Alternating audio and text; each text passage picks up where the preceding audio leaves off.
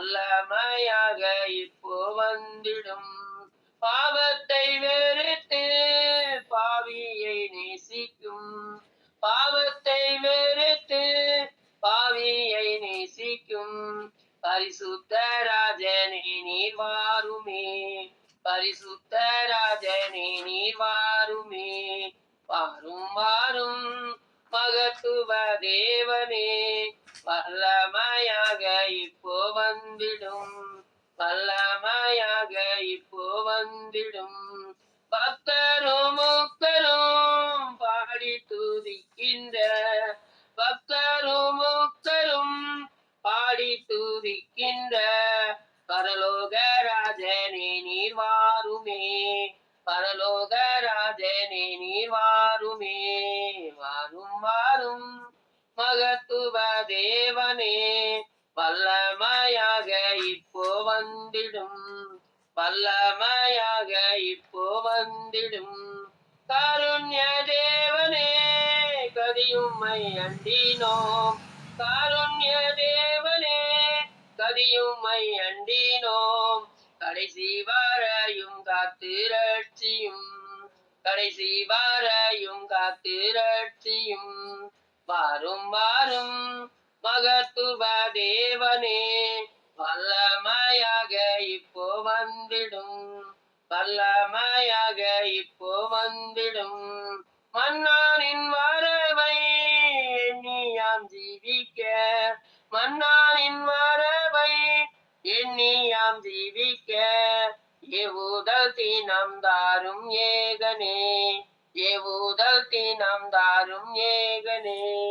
வாரும் வாரும் மகத்துவ தேவனே, வல்லமையாக இப்போ வந்திடும். வல்லமையாக இப்போ வந்திடும். விழிப்புள்ள ஜீவியோ விமலா நீரிந்துமே. விழிப்புள்ள ஜீவியம் விமலா நீரிந்துமே.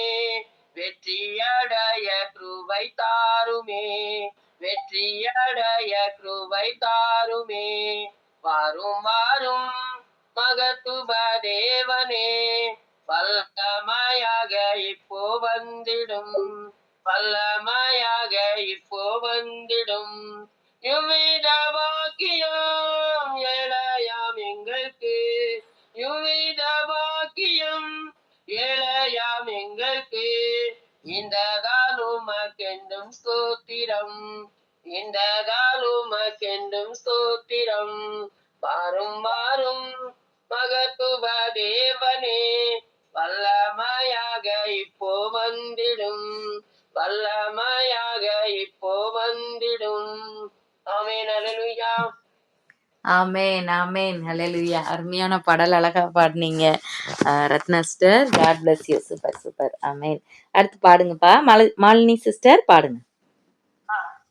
சுராஜனின் திருவடிக்கு சரணம் சரணம் சரணம்.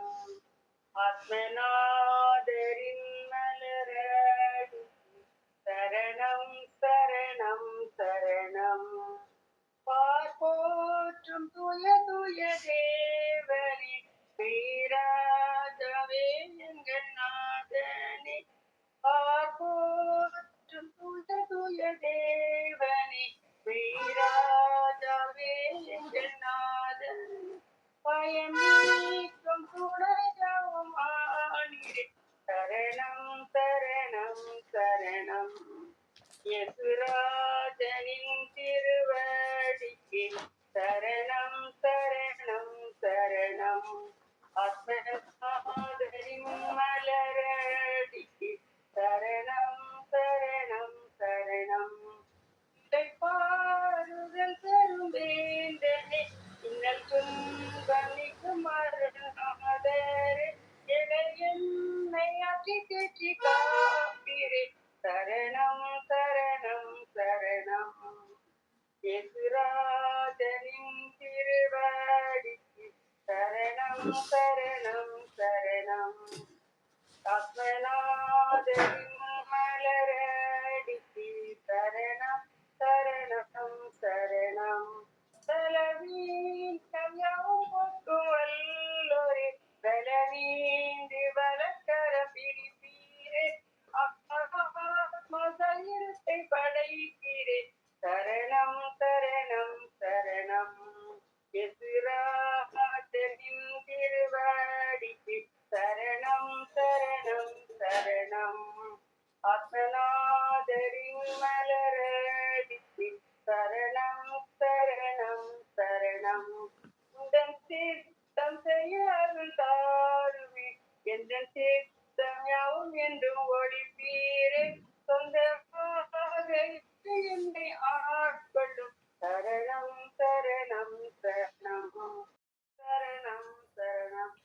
ஹalleluya. ஆமென் ஆமென் ஹalleluya. இயேசு ராஜனின் திருவடிக்கு சரணம். ஹalleluya. ஆமென்.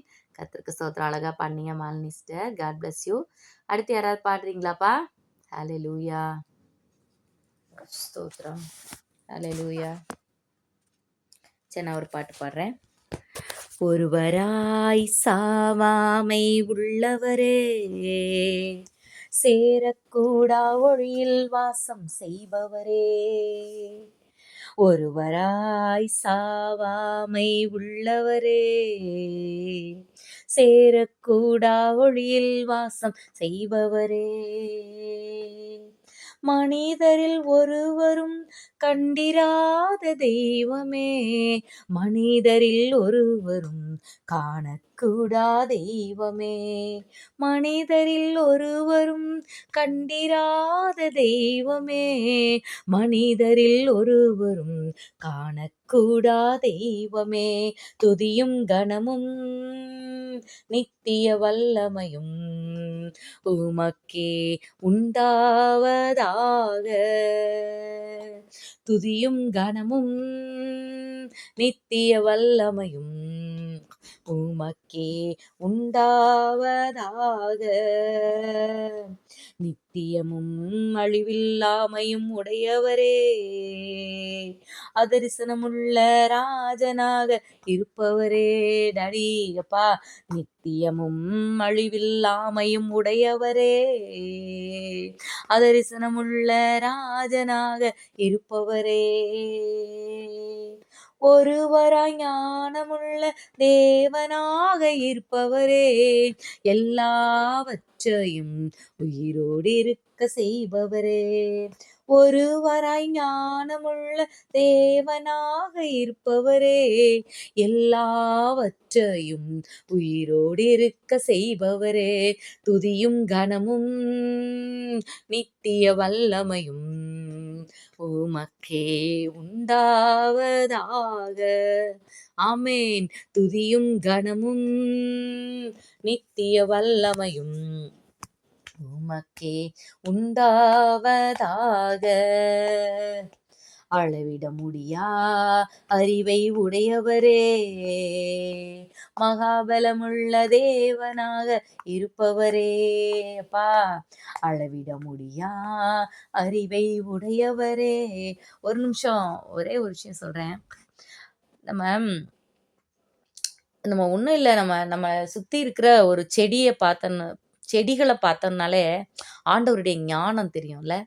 சின்ன செடி, சில குட்டி குட்டி செடி இருக்குது, தண்ணிக்குள்ளே வாழ்கிற செடி இருக்குது, தரையில் வாழ்கிற செடி, பெரிய மரங்கள், கொடிகள், காற்றுலேயே வளர்கிற செடிகள் இருக்குது, வேர் வந்து சும்மா தொங்கிட்டு இருக்கும். ஸோ அந்த மாதிரி விதவிதமாக ஒவ்வொரு மரங்களும் ஒவ்வொரு விதமாய், ஒவ்வொரு வித பழங்கள், ஒவ்வொன்றுக்கும் ஒவ்வொரு அந்த பயாலஜி இல்லை, ஒன்னொன்றுக்கும் ஒரு ஒரு சிஸ்டம், எவ்வளவு வித்தியாசம் இல்லை. ஒரு விலங்குகள் டைப்பை எண்ணி பாருங்க.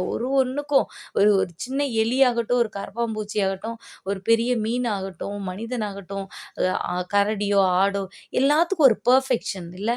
நான் அதிக நேரம் நினச்சி அப்படியே பூரிச்சு போயிடுவேன். எல்லாத்துக்கும் ஒரு பர்ஃபெக்ஷன், எல்லாத்துக்கும் ஒரு தனி சிஸ்டம், எல்லாத்துக்கும் ஒரு தனி ஒரு விதமான ஒரு சிஸ்டம் பாடியில் இல்லை. அந்த ஜுவாலஜிக்கல் சிஸ்டம் எல்லாமே வித்தியாசம், ஒன்னொன்றுக்கும் ஒரு ஒரு மாதிரி. எவ்வளவு அழகாய் ஒன்னொன்னோட ஃப்ளஷும் வித்தியாசம் இல்லை. மீனோட ஃப்ளஷ் மாதிரி ஆட்டோட ஃப்ளஷ் இருக்காது, அது மாதிரி பூச்சிகளோட ஃப்ளஷ் இருக்காது, ஒன்னொன்றுக்கும் ஒவ்வொரு விதமாய். எவ்வளவு ஞானம் இல்லை பா. ஹல்லேலூயா.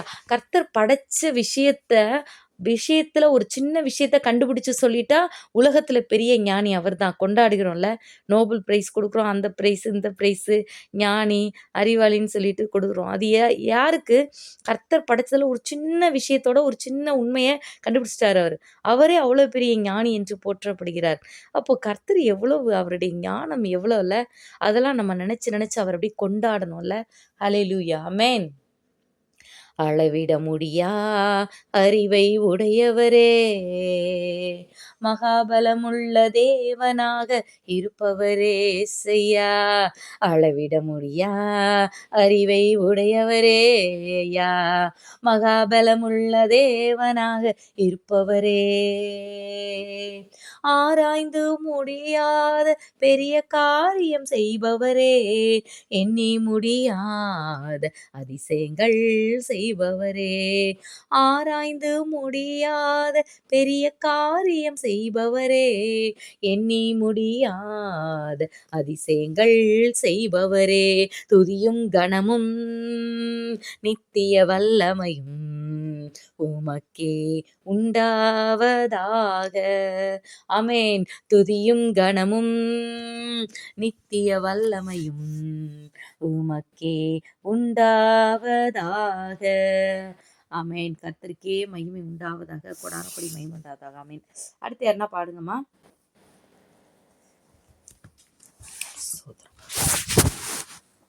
கதிரவன் தோன்றும் காலையிலே புதிய கிருபை பொங்கிடுதே, நம் துதி செலுத்திடுவோம் இயேசுவுக்கே. கதிரவன் தோன்றும் காலையிலே வான சுடனில் கானக ஜீவன் வாழ்த்திடவே பரன் மாட்சிமையே. வான சுடனில் கானக ஜீவன் வாழ்த்திடவே பரன் மாட்சிமையே. காற்று பறவை போற்று நீரோடை கர்த்தருக்கே கவி பாடிடுதே. கதிரவன் தோன்றும் காலையிலே காட்டில் கதறி கானக ஓடை கண்டடையும் வெளிமான்களை போ. காட்டில் கதறி கானக ஓடை கண்டடையும் வெளிமான்களை போ. தாகம் தீர்க்கும் ஜீவ தண்ணீராம் கர்த்தரின் இயேசுவை தேடிடுவோம். தாகம் தீர்க்கும் ஜீவ தண்ணீராம் கர்த்தரின் இயேசுவை தேடிடுவோம். கதிரவன் தோன்றும் காலையிலே எந்தன் உடலும் உந்தனை போற்றும், என் கரங்கள் குவிந்தே வணங்கும்.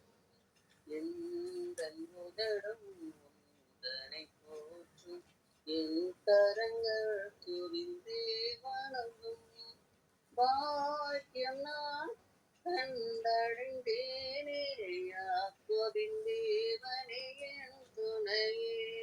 பாக்கியம் நான் கண்டடைந்தேனே, யாக்கோபின் தேவனே என் துணையே. கதிரவன் தோன்றும் காலையிலே காலை விழிப்பே கர்த்தரின் சாயம் கண்களும் செவியும் காத்திருக்கும். காலை விழிப்பே கர்த்தரின் சாயம் கண்களும் செவியும் காத்திருக்கும். பாதம் அமர்ந்து வேதமை ருசித்து கீதங்கள் பாடி மகிழ்ந்திடுவே. பாதம் அமர்ந்து வேதமை ருசித்து கீதங்கள் பாடி மகிழ்ந்திடுவே. கதிரவன் தோன்றும் காலையிலே புதிய கிருபை பொழிந்திடுதே, நம் துதி செலுத்திடுவோம் இயேசுவுக்கே. கதிரவன் தோன்றும் காலையிலே. ஆமென். ஆமென். ஆமென். ஹல்லேலூயா. அருமையான பாடல். நல்லா பாடுனீங்க வசந்தா சிஸ்டர். கதிரவன் தோன்றும் காலையில புதிய கிருபைகளை தருகிற தேவன் நம்மோடு கூட இருக்கிறார். ஆமென். கர்த்தருக்கு ஸ்தோத்திரம். யாராவது வொர்ஷிப் பண்றீங்களாப்பா? ஒரு குட்டி வொர்ஷிப், ஷார்ட் வொர்ஷிப் யாரும் பண்றீங்களா? Hallelujah. Thank you, Jesus. Hallelujah. Hallelujah. Hallelujah. உந்தன் ஏக்கம் விருப்பமெல்லாம்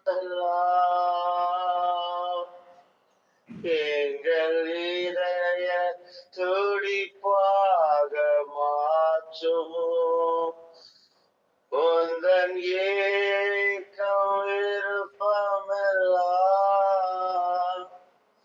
எங்கள் இதய துடிப்பாக மாற்றும் என் ஜீவ நாட்கள் எல்லாம் ஜெப வீரன் என்று எழுதும் என் ஜீவ நாட்கள் எல்லாம் ஜெப வீரன் என்று எழுதும். கரங்களை உயர்த்தி ஆராதனை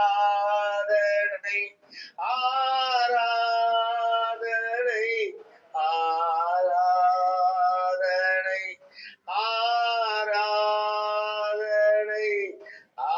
ஆராதனை ஆராதனை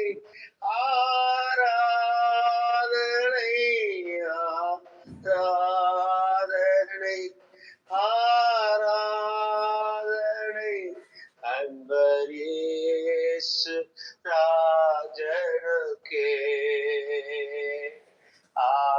ஆவியான தேவனுக்கே அன்பர் இயேசு ராஜனுக்கே ஆவியான தேவனுக்கே உமக்குகந்ததூய பலியா இந்த உடலை ஒப்பு கொடுத்தோம். எத்தனை பேர் இந்த காலை வேளையில நீங்களும் நானும் அறிக்கை செய்து பாட போகிறோம். ஹல்லேலூயா. எங்களை நாங்கள் அர்ப்பணிக்கிறோம் ஆண்டவரே. ஓ, இந்த அதிகாலை வேளையில உங்களுடைய கரத்துல எங்களை அர்ப்பணிக்கிறோம்ப்பா. அப்பா, எங்களாலெல்லாம் ஒன்றும் இல்ல, ஆவியானவரே உம்மால் ஆகும். அன்பர் இயேசு ராஜனுக்கே ஆவியான தேவனுக்கே ஹல்லேலூயா. நன்றி ஆவியானவரே, நன்றி ஆவியானவரே, நன்றி ஆவியானவரே, எங்களை ஆட்கொண்டு நடத்துகிறவரே, ஓ நிரந்தரமானவரே, அப்பா உமக்கு நன்றி செலுத்துகிறோம். ஓ பூரண அழகுள்ளவரே, நன்றி அப்பா, நன்றி நன்றி நன்றி. ஆளுகை செய்பவரே, உமக்கு நன்றி அப்பா. ஆராதனைக்குரியவரே, உமக்கு நன்றி அப்பா. Thank you, Jesus. Thank you, Jesus. Hallelujah. Hallelujah. Hallelujah. Hallelujah. ஓ நன்றி நன்றி நன்றி. பூரண அழகுள்ளவரே, நன்றி அப்பா. ஓ நித்தியமானவரே, உமக்கு நாங்க நன்றி செலுத்துகிறோம். Thank you, Jesus. அப்பா உமக்கு நன்றி நன்றி நன்றி நன்றி. அதிகாலையில உம் திருமுகம் தேடி எங்களை அர்ப்பணிக்கிறோம்ப்பா, எங்களை அர்ப்பணிக்கிறோம் ஆண்டவரே, எங்களை அர்ப்பணிக்கிறோம்ப்பா. ஆவியானவரே, நீங்க எங்களை ஆட்கொண்டு நடத்துவீராக.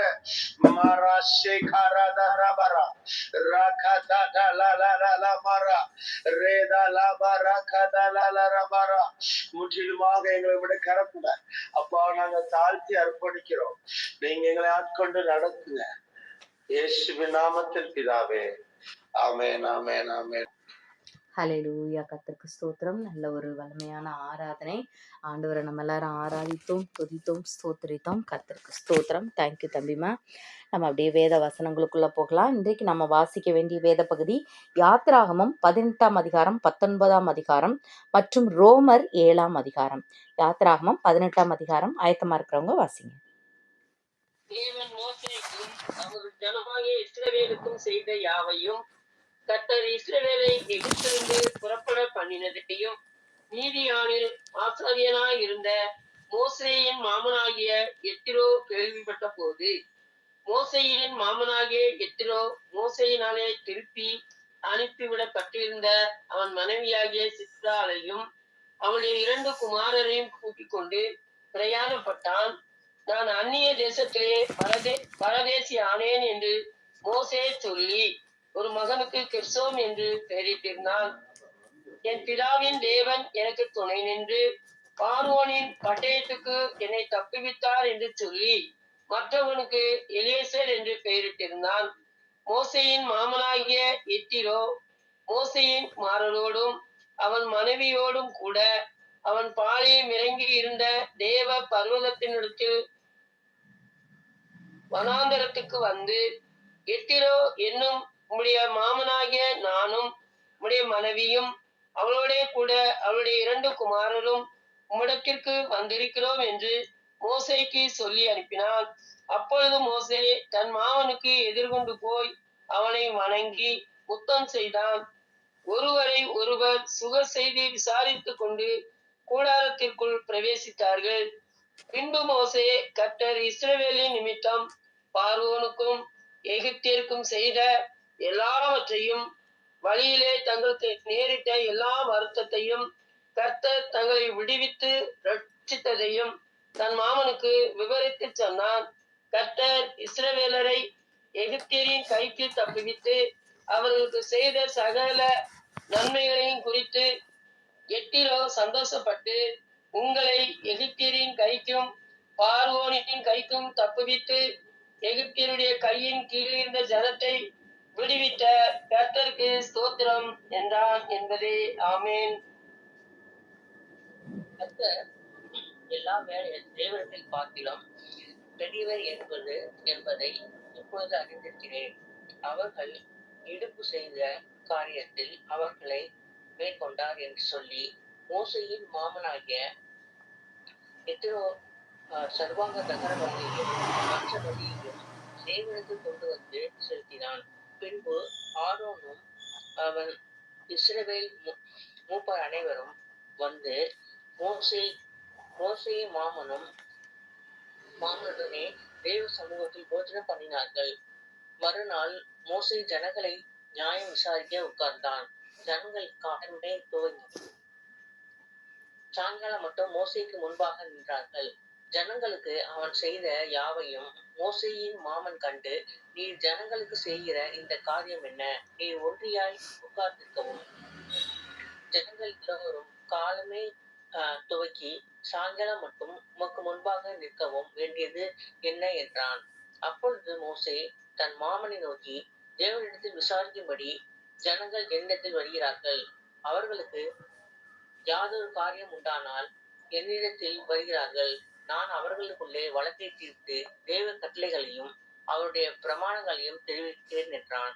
அதற்கு மோசேயின் மாமன், நீ செய்கிற காரியம் நல்லதல்ல. நீரும் உம்மோடே கூட இருக்கிற ஜனங்களும் தொய்ந்து போவீர்கள். இது உமக்கு மிகவும் பாரமான காரியம். நீர் ஒருவராய் இதை செய்ய உம்மாலே கூடாது. இப்பொழுது என் சொல்லை கேளும். உமக்கு ஒரு ஆலோசனை சொல்கிறேன். தேவனும் உம்மோடும் கூட இருப்பார். நீர் தேவ சந்நிதியிலே ஜனங்களுக்காக இரும். விசேஷித்தவைகளை தேவனிடத்தில் கொண்டு போய் கட்டளைகளையும் பிரமாணங்களையும் அவர்களுக்கு வெளிப்படுத்தி, அவர்கள் நடக்க வேண்டிய வழியையும் அவர்கள் செய்ய வேண்டிய காரியத்தையும் அவர்களுக்கு தெரியப்படுத்தும். ஜனங்கள் எல்லோருக்குள்ளும் தேவனுக்கு பயந்தவர்களும் உண்மையுள்ளவர்களும் பொருளாசை வெறுக்கிறவர்களுமான திறமையுள்ள மனிதரை தெரிந்து கொண்டு அவர்களை 1000 பேருக்கு அதிபதிகளாகவும் 100 பேருக்கு அதிபதிகளாகவும் 10 பேருக்கு அதிபதிகளாகவும் ஏற்படுத்தும். அவர்கள் எப்பொழுதும் ஜனங்களை நியாயம் விசாரித்து பெரிய காரியங்கள் யாவையும் உம்மிடத்தில் கொண்டு வரட்டும். சிறிய காரியங்கள் யாவையும் தாங்களே தீர்க்கட்டும். இப்படி அவர்கள் உம்மோடே கூட இந்த பாரத்தை சுமந்தால் உமக்கு இலகுவாய் இருக்கும். இந்த பிரகாரம் நீ செய்வதும் இப்படி தேவன் உமக்கு கட்டளையிடுவதும் உண்டானால் உம்மாலே தாங்கக்கூடும். இந்த ஜனங்கள் எல்லோரும் தாங்கள் போகும் இடத்துக்கு சுகமாய் போய் சேரலாம் என்றான். மோசே தன் மாமன் சொல் கேட்டு அவன் சொன்னபடி எல்லாம் செய்தான். மோசே இஸ்ரவேல் எல்லாரிடத்திலும் திறமையுள்ள மனிதரை தெரிந்து கொண்டு அவர்களை 1000 பேருக்கு அதிபதிகளாகவும் 100 பேருக்கு அதிபதிகளாகவும் 50 பேருக்கு அதிபதிகளாகவும் 10 பேருக்கு அதிபதிகளாகவும் ஜனங்கள் மேல் தலைவராக்கினான். அவர்கள் எப்பொழுதும் ஜனங்களை நியாயம் விசாரித்தார்கள். வருத்தமான காரியங்களை மாத்திரம் மோசேயின் இடத்தில் கொண்டு வந்தார்கள். சிறிய காரியங்களை எல்லாம் தாங்களே தீர்த்தார்கள். பின்பு மோசே தன் மாமனை அனுப்பிவிட்டான். அவன் திரும்ப தன் தேசத்துக்கு போய்விட்டான். ஆமென். இஸ்ரவேல் புத்திரர் எகிப்து தேசத்திலிருந்து புறப்பட்ட 3ஆம் மாதம் 1ஆம் நாளிலே சீனாய் வனாந்திரத்தில் சேர்ந்தார்கள். அவர்கள் ரெவிதீமிலிருந்து பிரயாணம் புறப்பட்டு சீனாய் வனாந்திரத்தில் சேர்ந்து அந்த வனாந்திரத்தில் பாளையமிறங்கினார்கள். இஸ்ரவேலர் அங்கே மலைக்கு எதிராக பாளையமிறங்கினார்கள். மோசே தேவனிடத்திற்கு ஏறி போனான். கர்த்தர் மலையிலிருந்து அவனை கூப்பிட்டு, நீ யாக்கோபு வம்சத்தினருக்கு சொல்லவும் இஸ்ரவேல் புத்திரருக்கு அறிவிக்கவும் வேண்டியது என்னவென்றால், நான் எகிப்தியருக்கு செய்ததையும் நான் உங்களை கழுகுகளுடைய செட்டைகளின் மேல் சுமந்து உங்களை என் அண்டையிலே சேர்த்துக் கொண்டதையும் நீங்கள் கண்டிருக்கிறீர்கள். இப்பொழுது நீங்கள் என் வாக்கை உள்ளபடி கேட்டு என் உடன்படிக்கையை கைக்கொள்வீர்கள். ஆனால் சகல ஜனங்களிலும் நீங்களே எனக்கு சொந்த சம்பத்தாய் இருப்பீர்கள். பூமி எல்லாம் என்னுடையது. நீங்கள் எனக்கு ஆசாரிய ராஜ்யமும் பரிசுத்த ஜாதியுமாய் இருப்பீர்கள் என்று நீ இஸ்ரவேல் புத்திரரோடே சொல்ல வேண்டிய வார்த்தைகள் என்றார். மோசே வந்து ஜனங்களின் மூப்பரை அழைப்பித்து கர்த்தர் தனக்கு கற்பித்த வார்த்தைகளை எல்லாம் அவர்களுக்கு முன்பாக சொன்னான். அதற்கு ஜனங்கள் எல்லோரும் ஏகமாய் கர்த்தர் சொன்னவைகளை எல்லாம் செய்வோம் என்று பிரதியுத்தரம் சொன்னார்கள். ஜனங்கள் சொன்ன வார்த்தைகளை மோசே கர்த்தரிடத்தில் தெரிவித்தான். அப்பொழுது கர்த்தர் மோசேயை நோக்கி, நான் உன்னோடே பேசும்போது ஜனங்கள் கேட்டு உன்னை என்றென்றைக்கும் விசுவாசிக்கும்படி நான் கார்மேகத்தில் உன்னிடத்திற்கு வருவேன் என்றார். ஜனங்கள் சொன்ன வார்த்தைகளை மோசே கர்த்தருக்கு சொன்னான். பின்னும் கர்த்தர் மோசேயை நோக்கி, நீ ஜனங்களிடத்தில் போய் இன்றைக்கும் நாளைக்கும் அவர்களை பரிசுத்தப்படுத்து, அவர்கள் தங்கள் வஸ்திரங்களை துவைத்து ஆமீன் என்பதே. 3ஆம் நாளைக்கு ஆயத்தப்படுத்தியிருக்க கடவர்கள். 3ஆம் நாளில் கர்த்தர் சகல ஜனங்களுக்குள்ளும் பிரத்யட்சமாய் சீனாய் மலையின் மேல் இறங்குவார். ஜனங்களுக்கு சுற்றிலும் நீ ஒரு எல்லை பிடித்து அவர்கள் மலையில் ஏறாதபடிக்கும் அதன் அடிவாரத்தை தொடாதபடிக்கும் எச்சரிக்கையாய் இருங்கள் என்று அவர்களுக்கு சொல். மலையை தொடுகிறவன் எவனும் நிச்சயமாகவே கொல்லப்படுவான். ஒரு கையும் அதை தொடலாகாது. தொட்டால் நிச்சயமாக கல்லெறியுண்டு அல்லது ஊடுருவை எய்யுண்டு சாக வேண்டும். மிருகமானாலும் சரி மனிதனானாலும் சரி உயிரோடே வைக்கப்படலாகாது. எக்காலும் நெடுந்தொனியாய் தொனிக்கையில் அவர்கள் மலையின் அடிவாரத்தில் வரக்கடவர்கள் என்றார். மோசே மலையிலிருந்து இறங்கி ஜனங்களிடத்தில் வந்து அவர்களை பரிசுத்தப்படுத்தினான். அவர்கள் தங்கள் வஸ்திரங்களை தோய்த்தார்கள். அவன் ஜனங்களை நோக்கி, 3ஆம் நாளுக்கு ஆயத்தப்பட்டிருங்கள், மனைவியின் இடத்தில் சேராதிருங்கள் என்றார். 3ஆம் நாள் விடியற் காலத்தில் இடி முழக்கங்களும் மின்னல்களும் மலையின் மேல் கார்மேகமும் மகா பலத்த எக்கால சத்தமும் உண்டாயிற்று. பாளையத்தில் இருந்த ஜனங்கள் எல்லாரும் நடுங்கினார்கள். அப்பொழுது ஜனங்கள் தேவனுக்கு எதிர்கொண்டு போக மோசே அவர்களை பாளையத்திலிருந்து புறப்பட பண்ணினான். அவர்கள் மலையின் அடிவாரத்தில் நின்றார்கள். கர்த்தர் சீனாய் மலையின் மேல் அக்கினியில் இறங்கினபடியால் அது முழுவதும் புகைக்காடாய் இருந்தது. அந்த புகை சூளையின் புகையை போல எழுப்பிற்று. மலை முழுவதும் மிகவும் அதிர்ந்தது. எக்கால சத்தம் வர வர மிகவும் பலமாய் தொனித்தது. மோசே பேசினான். தேவன் அவனுக்கு வாக்கினால் மறுமொழி கொடுத்தார். கர்த்தர் சீனாய் மலையிலுள்ள கொடுமுடியில் இறங்கின போது கர்த்தர் மோசேயை மலையின் கொடுமுடியிலே வரவழைத்தார். மோசே ஏறி போனான். அப்பொழுது கர்த்தர் மோசேயை நோக்கி, ஜனங்கள் பார்க்கிறதற்கு எல்லையை கடந்து கர்த்தரிடத்தில் வராதபடிக்கும் அவர்களில் அநேகர் அழித்து போகாதபடிக்கும் நீ இறங்கி போய் அவர்களை உறுதியாக எச்சரி. கர்த்தரின் சமூகத்தில் வருகிற ஆசாரியர்களும் கர்த்தர் தங்களுக்குள்ளே சங்காரம் பண்ணாதபடி தங்களை பரிசுத்தப்படுத்திக் கொள்ள வேண்டும் என்றார். அப்பொழுது மோசே கர்த்தரை நோக்கி, மலையை சுற்றிலும் எல்லை குறித்து அதை பரிசுத்தப்படுத்துங்கள் என்று தேவரீர் எங்களை உறுதியாக எச்சரித்திருக்கிறீர். ஆகையால் ஜனங்கள் சீனாய் மலையின் மேல் ஏறி வரமாட்டார்கள் என்றான். கர்த்தர் மோசேயை நோக்கி, நீ இறங்கி போ, பின்பு நீயும் ஆரோனும் கூடி ஏறி வாருங்கள். ஆசாரியர்களும் ஜனங்களும் கர்த்தர் தங்களுக்குள்ளே சங்காரம் பண்ணாதபடிக்கு எல்லையை கடந்து கர்த்தரிடத்தில் வராதிருக்க கடவர்கள் என்றார். அப்படியே மோசே இறங்கி ஜனங்களிடத்தில் போய் அதை அவர்களுக்கு சொன்னான். ரோமர் 7ஆம் அதிகாரம். நியாயப்பிரமாணத்தை அறிந்திருக்கிறவர்களுடனே பேசுகிறேன். சகோதரரே, ஒரு மனுஷன் உயிரோடு இருக்கும் அளவும் நியாயப்பிரமாணம் அவனை ஆளுகிறதென்று அறியாமல் இருக்கிறீர்களா? அது எப்படி என்றால், புருஷனை உடைய ஸ்திரீ தன் புருஷன் உயிரோடு இருக்கும் அளவும் நியாயப்பிரமாணத்தினாலே சமயம் பெற்று சகலவித இச்சைகளையும் என்னில் நடப்பித்தது. நியாயப்பிரமாணம் இல்லாவிட்டால் பாவம் செத்ததாய் இருக்குமே. முன்னே நியாயப்பிரமாணம் இல்லாதவனாய் இருந்தபோது நான் ஜீவனுள்ளவனாய் இருந்தேன். கற்பனை வந்தபோது பாவம் உயிர் கொண்டது, நான் மரித்தவனானேன். இப்படி இருக்க ஜீவனுக்கு ஏதுவான கற்பனையே எனக்கு மரணத்துக்கு ஏதுவாய் இருக்க கண்டேன். ஆமென். பாவமானது கற்பனையினத்திலே சமயம் பெற்று என்னை வஞ்சித்து அதனாலே என்னை கொன்றது. ஆகையால் நியாயப்பிரமாணம் பரிசுத்தம் உள்ளதுதான், கற்பனையும் பரிசுத்தமாயும் நீதியாயும் நன்மையாயும் இருக்கிறது. இப்படி இருக்க நன்மையானது எனக்கு மரணமாயிற்றோ? அப்படி அல்ல, பாவமே எனக்கு மரணமாயிற்று. பாவம் கற்பனையினாலே மிகுந்த பாவம் உண்டாகும்படிக்கும் அது நன்மையானதை கொண்டு எனக்கு மரணத்தை உண்டாக்கினதினாலே பாவமாகவே விளங்கும்படிக்கும் அப்படி ஆயிற்று. மேலும் நமக்கு தெரிந்திருக்கிறபடி நியாயப்பிரமாணம் ஆவிக்குரியதா இருக்கிறது. நானோ பாவத்துக்கு கீழாக விற்கப்பட்டு மாம்சத்துக்குரியவனாய் இருக்கிறேன். எப்படி எனில், நான் செய்கிறது எனக்கே சம்மதி இல்லை. நான் விரும்புகிறதை செய்யாமல் நான் வெறுக்கிறதையே செய்கிறேன். இப்படி நான் விரும்புவதை செய்யாமல் இருக்க நியாயப்பிரமாணம் நல்லதென்று ஒத்துக்கொள்கிறேனே. ஆதலால் நான் அல்ல, எனக்குள் வாசமா இருக்கிற பாவமே அப்படி செய்கிறது. அது எப்படி எனில், என்னிடத்தில், அதாவது என் மாம்சத்தில் நன்மை வாசமா இருக்கிறதில்லை என்று நான் அறிந்திருக்கிறேன்.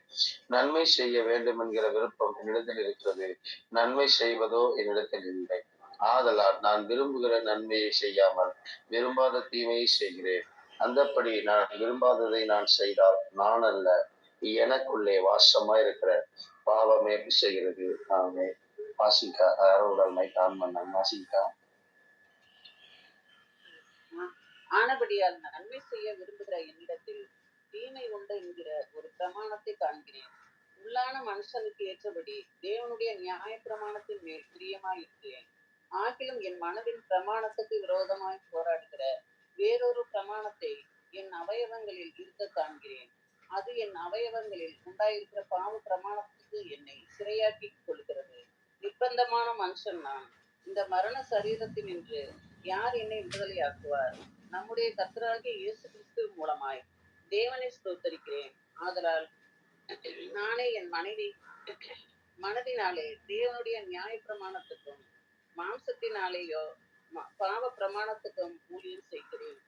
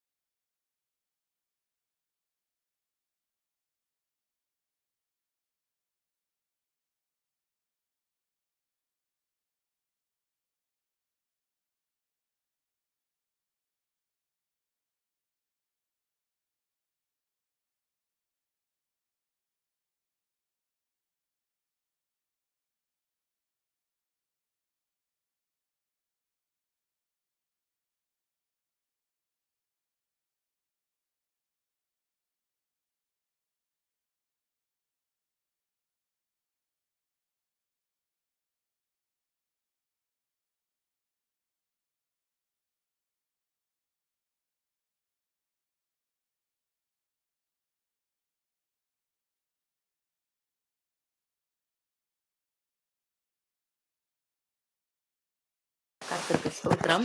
இன்றைக்கு நம்ம வாசித்த இந்த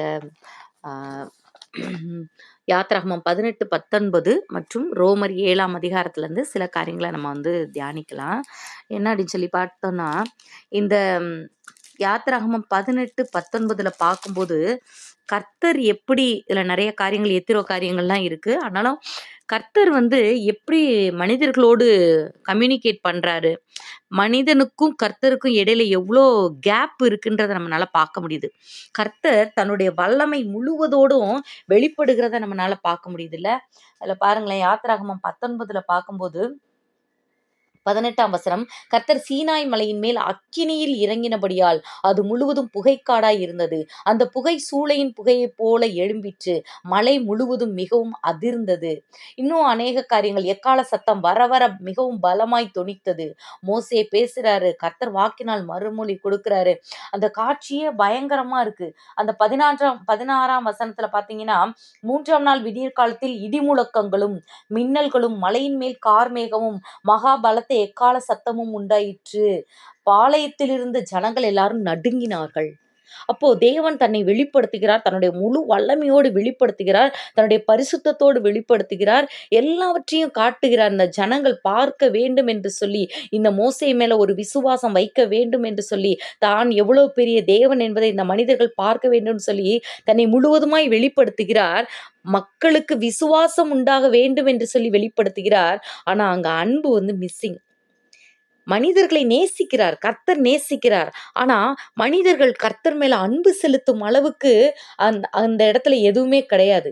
கர்த்தர் மேல ஒரு மரியாதையும் பயமும் ஒரு நடுக்கமும் ஒரு அவர் எவ்வளவு பெரியவர் என்ற அந்த காரியங்கள் தான், அந்த பிரம்மாண்டமும் பிரமிப்பும் ஆச்சரியமான காரியங்கள் அநேகம் இருந்தது. ஆனா இவர்களால் அன்பு கூற முடிகிற அளவுக்கு அங்க சிம்பிளிசிட்டி, அந்த சிம்பிளிஃபைடு ஃபார்ம் இல்லைல்ல. அதுதான் ஆண்டவர் நமக்கு கொடுத்துருக்கிறார்ல. எவ்வளோ பெரிய ஸ்லாக்கியம் இல்லை. உண்மையாகவே பார்த்தோன்னா தேவன் அவ்வளோ பெரிய தேவன், பாவிகளை சுட்டெரிக்கக்கூடிய தேவன்ல. அப்படிப்பட்ட தேவன் நம்ம மேலே எவ்வளோ நேசமாக இருக்கிறார். இவன் இந்த புதிய ஏற்பாட்டில் ரோமர் 7ஆம் அதிகாரத்தில் நம்ம பார்க்கும்போது, இதுலேயே நான் ஒரு விஷயம் சொல்லிடுறேன். ஆண்டவர் பாருங்களேன், அந்த அவ்வளோ வல்லமையோடு எழும்புறாரு. அப்போ என்ன சொல்கிறாருன்னா, அந்த மலையை யாரும் தொடாதீங்க அப்படின்றாரு. மறுபடியும் போய் மோசேட்ட சொல்றாரு. மோசே அரௌண்ட் 80 வயசுக்கு மேல இருக்கும்ல. அப்போ மோசேட்ட சொல்றாரு, நீ போய் மலையை யாரும் தொடாதபடிக்கு போய் சொல்லிட்டு வாங்க அப்படின்னு சொல்றாரு. 19ஆம் அதிகாரத்துல பாத்தீங்கன்னா 13ஆம் வசனம், ஒரு கையும் அதை தொடலாகாது, தொட்டால் நிச்சயமாக கல்லெறியுண்டு அல்லது உருவை எய்யுண்டு சாக வேண்டும். மிருகமானாலும் சரி, மனிதனானாலும் சரி, உயிரோடே வைக்கப்படல் ஆகாது. அப்போ இதுல நம்ம ஒரு விஷயம் கற்றுக்கொள்ளணும். என்னன்னா, கர்த்தர் ஒரு இடத்துல இறங்கிட்டாருன்னா அந்த இடம் அவருக்கு சொந்தம். அதை எதுவும் தொடக்கூடாது, யாரும் டிஸ்டர்ப் பண்ணக்கூடாது. அப்போ அதே கர்த்தர் இன்று நம் உள்ளத்துக்குள்ள வாசம் செய்கிறார். ஹல்லேலூயா. யாரெல்லாம் நம்புறீங்க? ஏன் உள்ளத்துக்குள்ள கர்த்தர் வாசம் செய்கிறார்? நம்ம தான் அவருடைய சீனாய் மலை, நம்ம தான் அவருடைய சியோன் மலை. ஆமேன். ஹல்லேலூயா, ஹல்லேலூயா, ஹல்லேலூயா. ஸோ நமக்குள்ள கிறிஸ்து வாழ்றாருன்னா நம்மை ஃபுல்லா பொசஸ் பண்ணுவார்.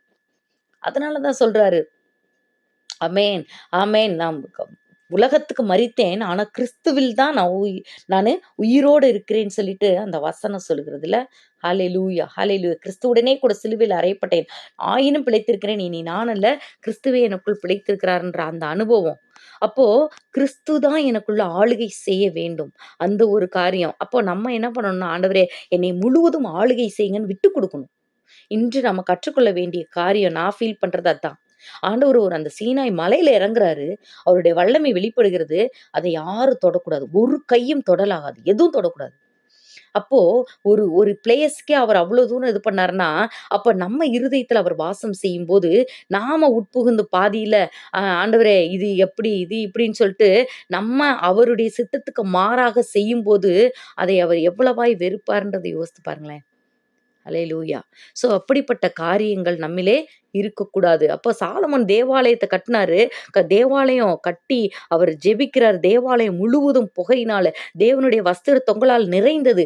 ஆசாரியர்களுக்குள்ள கூட உள்ள போக முடியல.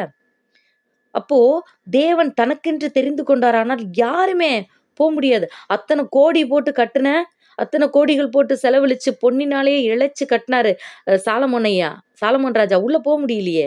ஏன்னா கர்த்தர் அந்த இடத்த ஆக்குப்பை பண்ணாருன்னா அதுல அந்த சுயத்துக்கு வேற எதுக்குமே அங்க இடமே கிடையாது. ஒன்றும் இல்லை. ஒரு பொருள், ஏதோ ஒரு பொருள், ஒரு டம்ளரு, ஒரு கிண்ணம், ஒரு ஸ்பூனு, ஆண்டவரே இது உங்களுக்கு தான் சொல்லி நீங்கள் வச்சிடுறீங்க, அர்ப்பணிச்சிடுறீங்க, ஆல்டரில் வச்சுட்டீங்க, வச்சுட்டு திரும்பி வந்துட்டு அந்த ஸ்பூனை நான் எடுத்துக்கிறேன், பாப்பாவுக்கு சோறு ஊட்டிக்கிறேன்னு சொல்லி போய் கேட்டிங்கன்னா அது கிடைக்குமா? கிடைக்காது. அது பரிசுத்தமானது. அது இனி பரிசுத்த வேலைகளுக்கு மட்டும்தான் பயன்படும். இனி உன்னுடைய வேலைகளுக்கெல்லாம் அது பயன்படாது இல்ல. ஒரு ஆல்டர்ல வைக்கப்பட்ட ஒரு ஸ்பூனோ, ஒரு கரண்டியோ, ஒரு டம்ளரோவே நீ வச்சுட்டு வந்த பிறகு மறுபடியும் போய் அதை எடுக்க முடியாது. உங்களுக்கு அதுக்கும் இடையில பெரிய கேப். நீங்க உங்க சாமான் தான், நீங்க காசு போட்டது தான், நீங்க வச்சது தான், 10 நிமிஷம் முன்னாடி தான் வச்சீங்க. இப்போ உங்களுக்கு தேவைப்படுது, ஆனா எடுக்க முடியாது. நீங்க கர்த்தர் இடத்துல கொடுத்துட்டீங்கல்ல, அது கர்த்தருக்கு சொந்தம். ஆமென். அதே மாதிரிதான் ஆண்டவர் சொல்றாரு, நீ எனக்கு சொந்தம் அப்படின்றாரு. இந்த அதிகாரத்திலே நம்ம பார்த்தோம்னா, நான் சொன்ன காரியங்கள் எல்லாவற்றையும் நீ கேட்கும்போது நீ எனக்கு சொந்தம். நான் நீ எனக்கென்று, அதாவது அந்த வசனம் இருக்கும் பார்த்தீங்களா, நீங்கள் எனக்கு சொந்த சம்பத்தாய் இருப்பீர்கள் அப்படின்னு சொல்லிட்டு ஆண்டவர் சொல்றாரு. இந்த யாத்திராகமம் 18ல 18ல 4, 5, 6, 19ல 4, 5, 6 பார்க்கும்போது ஹல்லேலூயா, ஆண்டவர் சொல்றாரு, நான் எகிப்தியருக்கு செய்ததையும் நான் உங்களை கழுகுகளுடைய செட்டைகளின் மேல் சுமந்து உங்களை என் அண்டையிலே சேர்த்து கொண்டதையும். கழுகு எப்படி தன்னுடைய குஞ்சுகள் அப்படி கீழே மேலேருந்து தூக்கி போட்டுருமா, லேர்ன் பண்ணணும், ஃப்ளை பண்றது லேர்ன் பண்ணணும், மேலேருந்து தூக்கி போட்டுருமா அவ்வளோ உயர கூட்டுல இருந்து. ஆனா அது தரையில போய் விழுவதற்கு முன்பாக அந்த ஒரு ஜான் அவ்வளவுதான் இருக்குமா, விழுக போதும் செத்தோன்னு நினைக்குமா அந்த கழுகு குஞ்சு. அந்த ஒரு ஃப்ராக்ஷன் ஆஃப் செகண்ட்ல அப்படியே அந்த தாய் கழுகு தூக்கிட்டு போயிருமா மேல. அது மாதிரி நம்ம எத்தனை முறை கர்த்தர் சுமந்திருக்கிறார்ல. ஹல்லேலூயா, ஹல்லேலூயா. ஆண்டவர் சொல்றார், நான் எகிப்தியருக்கு செய்ததையும் நான் உங்களை கழுகுகளுடைய செட்டைகளின் மேல் சுமந்து உங்களை என் அண்டையிலே சேர்த்து கொண்டதையும் நீங்கள் கண்டிருக்கிறீர்கள். இப்பொழுது நீங்கள் என் வாக்கை உள்ளபடி கேட்டு என் உடன்படிக்கையை கைக்கொள்வீர்கள். ஆனால் அல்லேலூயா, ஆண்டவருடைய வார்த்தைகளை கேட்டு அவருடைய உடன்படிக்கைகளை நம்ம கை கொள்ளும்போது சகல ஜனங்களிலும் நீங்களே எனக்கு சொந்த சம்பத்தாய் இருப்பீர்கள். நம்ம தான் அவருக்கு சொத்து. சம்பத்துனா சொத்து, அழகிய தமிழ் வார்த்தைன்னு நினைக்கிறேன். சொத்து, அவருக்கு சொத்து நம்ம தான். பூமியெல்லாம் என்னுடையது, நீங்கள் எனக்கு ஆசாரிய ராஜ்யமும் பரிசுத்த ஜாதியுமாய் இருப்பீர்கள். ஆசாரிய ராஜ்யமா இருப்ப, பரிசுத்த ஜாதியா இருப்ப, என்னுடைய சொத்தே நீதான்டா, என்னுடைய எல்லாமே நீதான், என்னுடைய மகிழ்ச்சி நீதான் அப்படின்னு சொல்லிட்டு ஆண்டவர் சொல்றாரு. எப்போ? அவருடைய வார்த்தைகளை கேட்டு நம்ம கை கொள்ளும் போது. ஆனா சில வேளைகள்ல நமக்கு ஒரு தடுமாற்றம் வரும் பாருங்களேன். தடுமாற்றம் வரும். எப்போ? அதுதான் ரோமர் 7ஆம் அதிகாரத்துல சொல்லப்பட்டிருக்குது. பவுல் சொல்றாரு ரோமர் 7:15, எப்படி எனில் நான் செய்கிறது எனக்கே சம்மதி இல்லை, எனக்கே பிடிக்கலப்பா, நான் விரும்புகிறதை செய்யாமல் நான் வெறுக்கிறதையே செய்கிறேன். இப்படி நான் விரும்பாததை செய்கிறவனாய் இருக்க நியாயப்பிரமாணம் நல்லதென்று ஒத்துக்கொள்கிறேன். அதாவது எனக்கு பிடிக்கவே இல்லை, ஆனா அதை தான் நான் செய்கிறேன். தெரியுது கர்த்தருடைய கட்டளை இதான் தெரியுது, ஆனா என்னால செய்யாம இருக்க முடியல. அதாவது அதை செய்ய முடியல. கர்த்தர் இதுதான் விரும்புறாருன்னு எனக்கு புரியுது, ஆனா அதை செய்ய முடியல. கர்த்தர் இதை வெறுக்கிறாருன்னு தெரியுது, எனக்குமே அது வெறுப்பா இருக்குது, ஆனா அந்த வெறுப்பான காரியங்களை நான் செய்கிறேன். இதுதாங்க நியாயப்பிரமாணத்தினுடைய கூர். அமேன், ஆமேன், ஆமேன். பாவத்தின் கூர் நியாயப்பிரமாணம். அப்படியே அழுத்தம், ஷார்ப்பான கத்தி மாதிரி ரூல்ஸ். இதை செய்யாத, இதை செய். அப்போ நியாயப்பிரமாணம். இப்போ பாப்பாட்ட சொல்றோம், இந்த இந்த இந்த லட்டை நீ எடுக்காதன்னு சொல்லிடுறோம். எடுக்காதன்னு சொல்றதுக்கு முன்னாடி வரைக்கும் ரூல்ஸ் கிடையாது. அந்த பாப்பா எடுத்தாலும் தப்பு இல்லை, எடுக்கலனாலும் தப்பு இல்லை. ஆனா எடுக்காத பாப்பான்னு சொன்ன பிறகு அந்த பாப்பா எடுக்குதுன்னா அங்கதான் பாவம் உண்டாகிறது. அப்போ எடுக்காதன்னு சொல்லும்போது அது நினைக்குது, எப்படி எடுக்கலாம், எடுக்காதன்னு சொல்லிட்டாங்க, நான் எப்படி செய்வது. இந்த பாவ ஸ்பாவம் நம்ம மனதுக்குள்ள பல வேளைகள்ல தோன்றதை நம்ம நமக்கே தெரியும் இல்ல. இதை செய்யாதன்னு சொல்லிட்டாங்கன்னா அதை நான் எப்படி செய்யறது. நம்மளுடைய ஸ்பாவங்கள்ல எத்தனை வேலைகளை நம்ம எப்படிப்பட்ட காரியங்களை செய்யறோம், அதை நம்ம உணர்ந்து பார்க்க வேண்டியது. செய்யக்கூடாதுன்னு போது அதை செய்யணுன்ற அந்த உணர்வு, அந்த ஸ்பாவங்கள், இது எல்லாம் அழிக்கப்பட வேண்டும். ஆமேன், ஆமேன், ஆமேன். அப்போ நம்ம இதுல பாருங்களேன். அப்போ இதுக்கு தான் ஆண்டவர் ஒரு நல்ல எக்ஸாம்பிள் சொல்றாரு. அதை மட்டும் சொல்லி முடிக்கிறேன். ரோமர் 7ஆம் அதிகாரத்துல பார்த்தோம்னா, ஒரு ஒரு ஒரு ஒரு கணவன் மனைவி இருக்காங்கன்னா, அந்த கணவன் இறந்துடுறாருன்னா, அந்த பெண் வந்து இன்னொருத்தர வந்து திருமணம் பண்ணலாம் தாராளமா. ஆனா கணவன் உயிரோடு இருக்கும்போது பண்ண முடியாது. அப்ப அத எதுக்கு கம்பேர் பண்றாரு பாருங்களேன். அப்போ நீ அதே மாதிரி நீ உன்னுடைய பழைய வாழ்க்கையை விட்டுட்டு அதுக்கு நீ மரித்து உயிர்த்தெழுந்த கிறிஸ்து என்னும் வேறொருவருடையவர்கள் ஆகி 4ஆம் வசனம் பாருங்க. அப்படி போல சகோதரரே, நீங்கள் மரித்தோரில் இருந்து எழுந்த கிறிஸ்து என்னும் வேறொருவருடையவர்கள் ஆகி தேவனுக்கென்று கனி கொடுக்கும்படி கிறிஸ்துவின் சரீரத்தினாலே நியாயப்பிரமாணத்துக்கு மரித்தவர்கள் ஆனீர்கள். எவ்வளவு பியூட்டிஃபுல்லா இருக்கு பாருங்களேன். அப்போ நம்முடைய இந்த 2 மைண்ட் இருக்கு பாருங்க, டபுள் மைண்டு. இருமனம் உள்ளவன் கர்த்தரிடத்திலிருந்து ஒரு ஆசீர்வாதம் பெற முடியாது. நீங்க நீதிமொழிகள் படிச்சு பார்த்தீங்கன்னா தெரியும். இருமனம் உள்ளவன் ஒரு ஆசீர்வாதத்தையும் கர்த்தரிடத்திலிருந்து பெறவே முடியாது. அவன் 2 கால், ஒரு கால் ஒரு போட்டு, இன்னொரு கால் இன்னொரு போட்ல இருக்கிற மனிதன் மாதிரி. பாதிப்பு அவனுக்கு தான். அவன் எந்த ஆசீர்வாதம் பெற முடியாது. ஸோ இந்த ஸ்பாவங்கள் நம்மிடத்தில் இருக்குமானால் அதிலிருந்து நம்ம வெளியில வர வேண்டும். இந்த இருமனத்தை எல்லாத்தையும் விட்டுறணும். கர்த்தர் ஒரு விஷயம் செய்யக்கூடாதுன்றாரா, அது சாப்பிட்ற விஷயமா இருந்தாலும் சரி, நீ இதை சாப்பிடாத, இதை ட்ரெயின் பண்ணு, உன்னுடைய சரீரத்தை ட்ரெயின் பண்ணு, உன்னோட ஆத்மாவை ட்ரெயின் பண்ணா நம்ம அந்த இடத்துல ட்ரெயின் பண்ணணும். நம்ம ஒப்பு கொடுக்க வேண்டும் அந்த இடத்துல. ஆமென். எவ்வளோ பிடிச்சதா இருந்தாலும் சரி சாப்பிடக்கூடாது. எவ்வளோ பிடிச்ச காரியமா இருந்தாலும் சரி, ஒருத்தர் திட்டணும் நாக்கு நுனி வர இருக்குதா, ஆண்டவர் சொல்றாரு, திட்டாத பேசாத வாய மூடுன்னா, அப்படியே ஓகே ஆண்டவரே, அவ்வளோதான் சல்யூட்டு. ஆண்டவருக்கு சல்யூட் பண்ணிட்டு அப்படியே ஃபாலோ பண்ணணும். அப்படியே கர்த்தருடைய கட்டளைகளுக்கு நம்ம கீழ்ப்படிய வேண்டும். இவருக்கு தான் நம்ம கனி கொடுக்கணுங்க. நம்முடைய பழைய வாழ்க்கை எது? அந்த பிசாசோட தான் நம்ம வாழ்ந்தோம்ல. அந்த பாவ வாழ்க்கை எல்லாத்துக்கும் ஒரு முடிவு கட்டியாச்சு. இப்ப நம்ம வாழ்றது கிறிஸ்து என்னும் உயிர்த்தெழுந்த தேவனோட நம்ம வாழ்கிறோம். அந்த பழைய காரியங்கள் எல்லாம் செத்து போச்சு. அதை தான் நம்ம ஞானஸ்நானத்துல என்ன பண்றோம்? அந்த பழைய பாவத்துக்கு மரித்து புதிய ஜீவனுக்குள்ளாக கிறிஸ்துவுக்குள்ளாக நம்ம எழுந்திருக்கோம். அப்ப கிறிஸ்து என்ன வேறொருவர். ஆமே, நம்மை உண்டாக்கின சிருஷ்டி கர்த்தருடைய பிள்ளைகளாயிட்டு அவருக்கென்று கனி கொடுக்கும்படி நாம அவருடைய சரீரத்தினாலதான் நியாயப்பிரமாணத்துக்கு மரித்தவர்கள் ஆகிறோம். அந்த ரூல்ஸ் எல்லாமே நமக்கு செத்து போகும். எப்போ? கிறிஸ்துவுக்குள்ளாக நம்ம மறைந்து கொள்ளும் போது. இந்த மறைந்து கொண்ட வாழ்க்கையை நம்ம வாழ்வதற்காக தான் நம்ம அழைக்கப்படுகிறோம். ஆமேன். இதுக்குரிய இன்னொரு அந்த ஆன்சர் கூட அந்த 8ஆம் அதிகாரத்துல ஃபர்ஸ்ட் 2 வேர்சஸ்ல இருக்கு. ஆனபடியால் கிறிஸ்து இயேசுவுக்கு உட்பட்டவர்களாய் இருந்து மாம்சத்தின்படி நடவாமல் ஆவியின்படியே நடக்கிறவர்களுக்கு ஆக்கினை தீர்ப்பில்லை. ஆமென். அப்போ கிறிஸ்து இயேசுவினாலே ஜீவனுடைய ஆவியின் பிரமாணம் என்னை பாவம் மரணம் என்பவைகளின் பிரமாணங்களில் நின்று விடுதலை ஆக்கிற்று. பாவம் செய்ய தூண்டுகிற அந்த தூண்டுதல், மரணம் எல்லாத்திலிருந்து விடுதலை ஆக்கிற்று. எது? கிறிஸ்து இயேசுவுக்கு உட்பட்டவர்களாய். ஆமென். பவுல் சொல்வார் பாருங்களேன், என்னை ஆட்கொண்டவரும் நான் சேவிக்கிறவருமான கர்த்தர் சொல்லுகிறார், என் நிமித்தம் உங்கள் ஜீவனை தப்ப பண்ணினார்னு சொல்லிட்டு அந்த புயல்ல கடுங்காற்று யூரோக்ளிதோன்ல சொன்னார் பாருங்க. அங்கதான். அப்போ அதே மாதிரிதான் கிறிஸ்து இயேசுக்கு உட்பட்டவர்களாய் நாம் இருக்கும்போது, மாம்சத்தின்படி நடவாமல் வாழ்வேன்னு சொல்லி நம்மை அர்ப்பணிக்கும் போது, இந்த நியாயப்பிரமாணங்களாகட்டும், எந்த ஒரு பாவ தூண்டுதல் ஆகட்டும், எதுவுமே நம்மை மேற்கொள்ள முடியாது. ஆமேன். நாம வெற்றியுள்ள வாழ்க்கை வாழ முடியும். ஆமேன். ஹல்லேலூயா. இந்த காரியத்தை இந்த நாள் முழுக்க நம்ம தியானிப்போம்.